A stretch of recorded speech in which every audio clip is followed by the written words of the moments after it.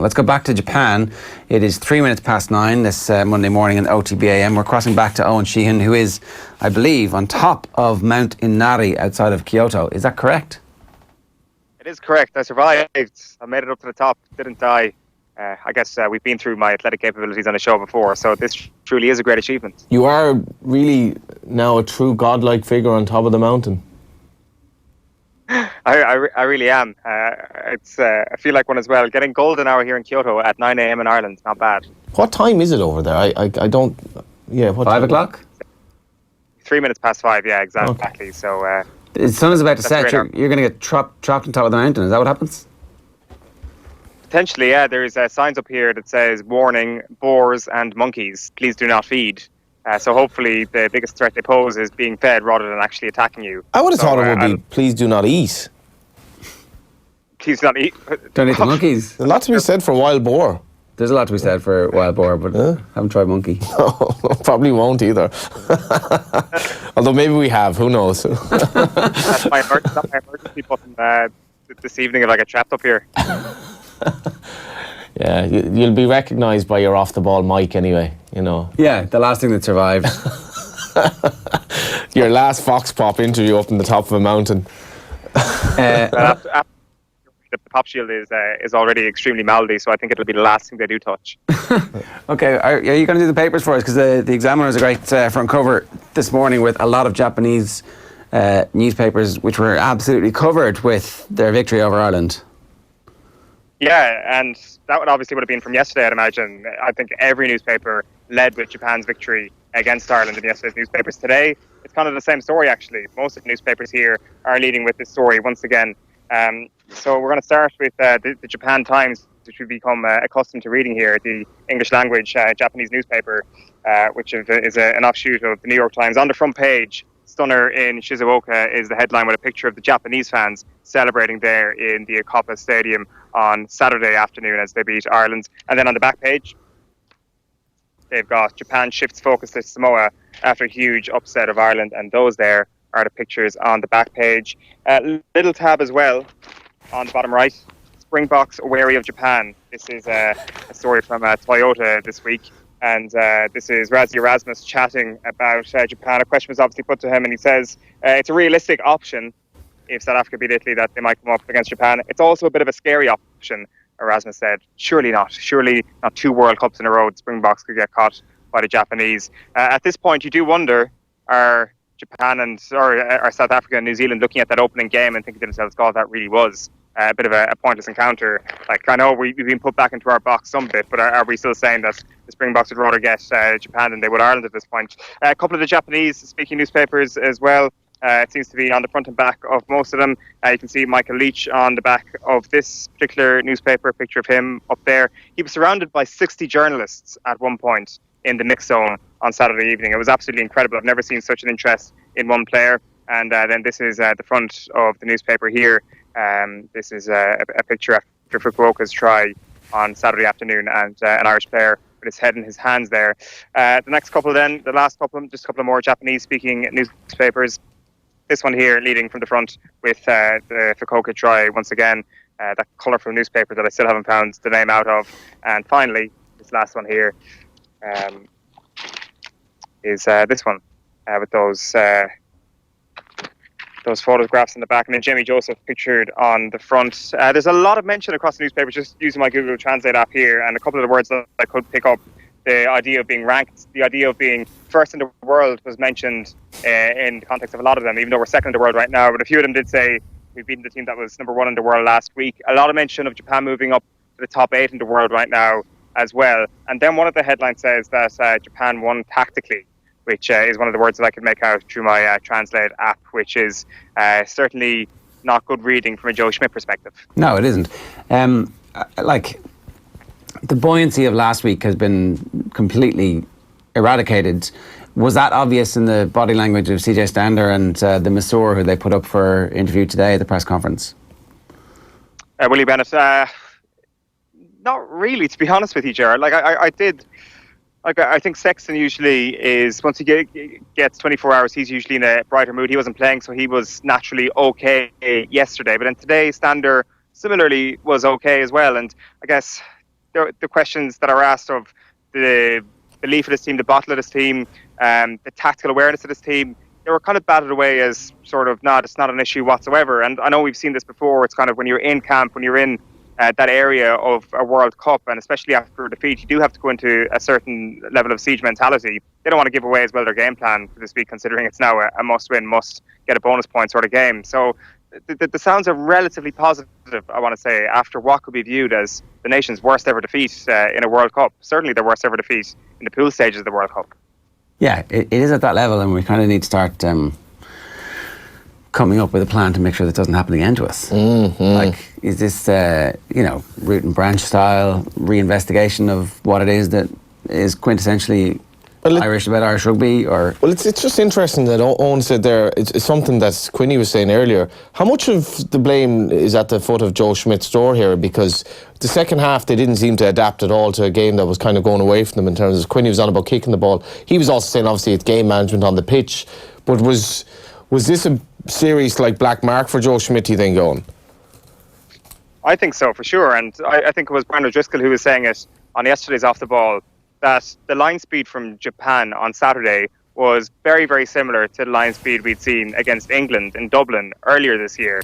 This is not just a problem that have faced rugby teams all around the world.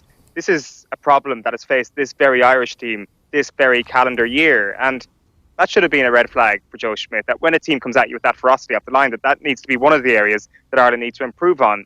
What are we now? 6 months later from that moment, 7 months later from that moment, it clearly seems that it is an Achilles heel for Ireland.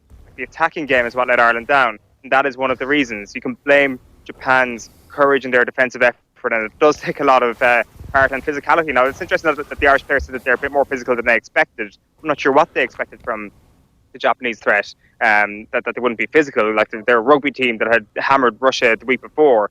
They're flirting with the idea of being a tier one nation. So there's just a lot of things that have been said that they did just take their eye off the ball here. But also this idea that there are certain issues that have faced Ireland this very year that Japan exposed once again, it would make you worry, yeah, for sure.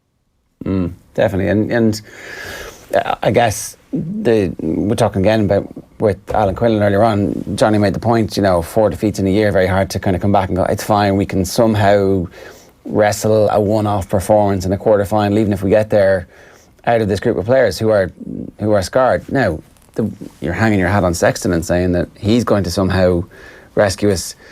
His form in the Six Nations, he was part of that same team. Like, it wasn't as if he missed the big games where we were getting hammered. You know what? Sorry to interrupt. It kind of feels like, when you've got about 6 months to study for an exam or 6 weeks to study for an exam, you say that's plenty of time, and then all of a sudden it's the night before the exam and you've got no study done. That's kind of what it feels like now, because you're looking at a few of the positions and you're thinking to yourself, at the start of the tournament, it's great, we win our first 2 games, possibly with bonus points, we'll take a win against Scotland, but no bonus point. But certainly a bonus point win against Japan, that's for sure. And then you've got 2 gimmies. Then you can rest the players, and you can rotate. And it is going to be the exact opposite of what happened in 2015. We will never get ravaged the week before a game. All of a sudden now we're facing into Samoa a week before a quarter-final, which is a must-win game. It's a very physical Samoa outfit.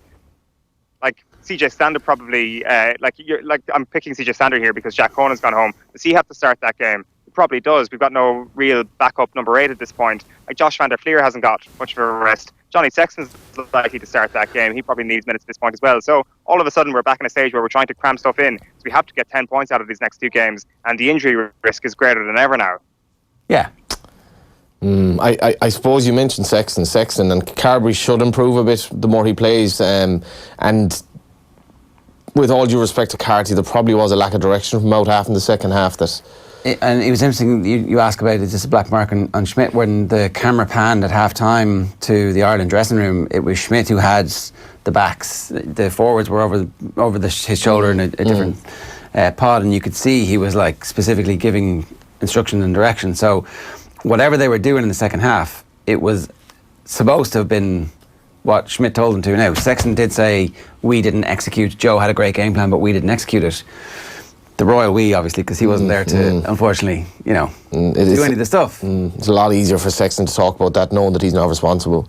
But obviously, they have belief in the plan, but there was a plan or were they doing what they were supposed to be doing, and it's just not good enough because Schmidt's plan isn't good enough anymore? I don't know. That's they're the imponderables at the moment. Oh, and what's your schedule like for the rest of the week then? So the team are in Kobe. Is that where the game is? That's where the game is, and that's where we're going to be based for the next couple of days. We're going to go back there again this evening. The team gets announced tomorrow morning, and then it's captain's run the following day, and then it's match day. This is a very, very, very quick week, and we'll get a Russian team announcement tomorrow, and hopefully we'll get to speak to one or two people in the Russian camp before kickoff on Thursday morning Irish time. And really, it's quick now. The thing is, the mood music will likely change quickly if Ireland get a massive win with a bonus point on Thursday with no injuries, because suddenly you're looking into a 9-day gap, and you're like to yourself, well, we've actually got 9 days to rest up for Samoa, which of course is a must win with a bonus point sort of game for Ireland. But still, it will change dramatically after that, and as the days go by, perhaps memories of Japan will fade away. But really, I'm not sure what Quinny was saying earlier on, or what your take is, lads, but it's kind of looking like a concrete quarter-final exit at this point, isn't it? I just have fear that his collage of the drunken fan videos will go from the stage of like the high of the booze to like this horrible hangover by the end, where it's just like, oh my God. I hope so, Johnny, because we need some new stuff. Nearly all the lines. You really need to revive your narrative there and get some creative juices going. Yeah, sure. I don't know. The other way of looking at that then is the sort of weight of expectation that might have been going in against South Africa had we just bashed everyone away from us in Pool A. Like, every time we've got knocked out of the World Cup, in my living memory anyway, has been with the weight of expectation. Like, we weren't exactly underdogs against France. We weren't underdogs in 2007 going into that pool. We weren't underdogs against Wales, and we certainly weren't underdogs against Argentina. So we are going to be underdogs against South Africa or New Zealand. So at least it'd be kind of like going into the exam and kind of knowing that, we haven't really done enough for this. Anyway. I'll take it. I'll take a D or something. I missed all that action. North 11. All right, okay. On that note, avoid the monkeys and the boars, Owen. I'll do my very best. I'm going to go look at some more shrines or something like that. Get some food or something, maybe. Yeah. The next edition of Sheahan's Sushi must be due to drop any day now, so... Yeah, that's it, exactly. And that is the worst name for a slot that's ever been invented. But thank you for using it. Yeah, no worries. Best of luck.